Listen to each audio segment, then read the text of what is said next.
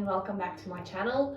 My name is Alana and today's video will be a short, very beginner introduction to Ayurveda. So Ayurveda is a Sanskrit word, and when translated into English it roughly means the science of life.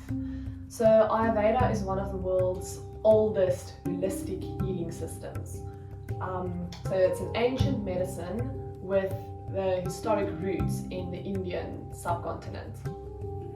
So the goal of Ayurveda is to bring balance or harmony to your life, also to your personality or your biological constitution. So they also believe that disease is caused by stress or imbalance in one's consciousness. And then we just want to bring that back to balance. Another big part of Ayurveda, you may be, I don't know how new you are to Ayurveda, but you maybe have heard of it before. A big part of it is internal cleansing processes.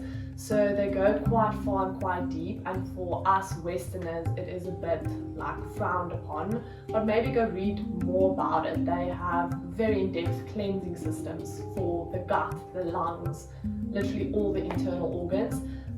Some of the least invasive, if I can call it that, methods that you maybe have seen or heard of is oil pulling, so swishing oil around in your mouth for 20 minutes or so and then spitting it out. It pulls all of the toxins from your mouth. And then also tongue scraping is also one of the Ayurvedic rituals, where you scrape your tongue in the morning before brushing your teeth, just scraping off all of the undigested little bits of bacteria that's left from the previous night's food. Okay, so that aside, also in Ayurveda they believe that the entire world and universe is made up of 5 elements. So it's earth, fire, water, air, and ether or space. And then these 5 elements come together to create 3 energies. So these energies, they are also called doshas. They are all 3, we all have all 3 energies within us, but you maybe have a dominant energy. Your dominant energy can also change throughout your life. Maybe there's an energy in you that's unbalanced, because like I said, that's the goal. That's not your dominant energy. Also note that the time of day has a dominant dosha, the season, so like winter, spring, summer, whatever. The season in your life, so like your age, are you a teenager, are you middle-aged, whatever, that also has a dosha connected to it. But yeah, so it gets really complicated, but more on that another day. Okay, so these 3 energies are vata, which is the combination of air and ether, then pitta, which is fire and water, and kapha, which is earth and water. I will link a quiz down here in the description that you can take if you want to find out what your dominant dosha is. Note that when you take this quiz, don't overthink your answers. So the first thing that pops into your mind, just click that one. I know sometimes you're torn between 2 options. You might also, for example, be a vata pitta. So you have kind of 2 dominant energies. So all of these quizzes aren't always 100% accurate. If you really are interested in this, I would recommend go seeing an Ayurvedic practitioner, and they will redo the quiz with you and make sure that you do answer as correctly as possible. But just to get a rough idea of what might be your main dosha, you can take the quiz in my description. Okay, so like I said, we want to bring everything into balance. And the way they do this is by doing the opposite. And I'll get to that a little bit more later.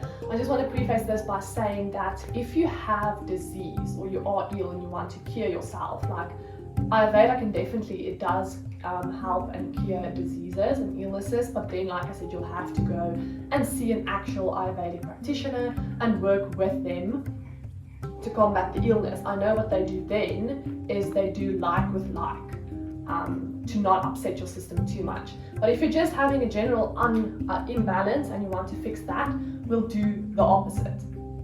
And you'll get what I mean in a second. Okay, so before I go into depth of the 3, taking each energy of the 3 and going into depth, I just also want to say, like I also said at the beginning of this video, this is a holistic healing system. So in the quiz as well, if you take it, you'll see they consider things such as your skin. So is your skin dry or is it more oily? Things as like your body build. So do you build muscle easily? Do you not? Do you gain or lose weight easily or not? Things like your thoughts, so, and your emotions. So are you prone to anxiety? Do you get angry easily? So it's really holistic. And then also the solution or the remedy would also then be holistic. So looking at what you eat, looking at routine is also very, very important in Ayurveda, because like I said, every time of the day has a different energy attached to it. So yeah, I'll get a little bit more in depth with that as well, but not a lot. Like I said, this is the intro. Yeah, okay, so let's get into the three main energies. The first one is Vata, which is the air and the ether. So as you can imagine, this is air and space together. So very airy, fairy, in the air type of person. They tend to be very creative, very forgetful as well, very like ungrounded. So if you are unbalanced or you have excess Vata energy, then you might suffer from anxiety, for example. And you'll have dry skin and probably maybe a not so muscular build. These things aren't always like set in stone either, but yeah. Then your astrology sign might not, but it might also correlate with it as well. So if you're an air sign, then you'll maybe be a Vata. Not always, but there is a correlation.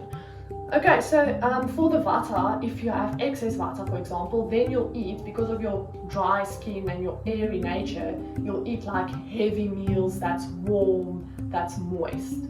Oh, and also another thing is if your skin is like cold or warm to touch. So if your hands and your feet are always cold or always warm, things like that, which is also quite interesting. Okay, then moving on to Pitta, which is fire and water. So the fire in these type of people make them really like strong and confident and strong-willed, and they know what they want and they go for it. And then when you have excess Pitta, this can result in like a quick to anger type of reaction, or maybe you are prone to making rash decisions instead of like calming down, you know, taking a breath, thinking things through. So a remedy for this, or if it's not in balance, you would do the opposite, which would then be cooling and calming foods, you know, taking a breath, like I said, taking a meditation, really calming yourself down. Okay, then our last energy is Kapha, and this is earth and water. So think of very earthy, maybe again if you're an earth sign, this is a very grounded, loyal, nurturing type of energy. And when in excess, it could be like slow to get going, fatigued, and also it is associated with weight gain. So if you are excess in Kapha, then you might want to eat cold foods, light meals, so like fresh salads are really good, and then exercise as well, so to get the blood flowing and to like energize the body, because like I said, they might be slow to wake. Coffee is actually also good for this type of energy, as it gives you that kickstart for the day. For the others, coffee in general is not too good as it is a stimulant. But like I said, Ayurveda is a science, so there's a lot of rules and you can get into depth with like all of them. This doesn't even begin to scratch the surface of this brilliant ancient science that, yeah, it's proven like today with today's Western science, they can prove these ancient things that they couldn't necessarily prove back then. They just knew it worked. So yeah, like this video if this piqued your interest, and maybe let me know if you want a part 2, if you want me to expand on anything in particular, and then subscribe to my channel to not miss any of my future uploads. I hope you enjoyed this video and see you again next time. Thank you.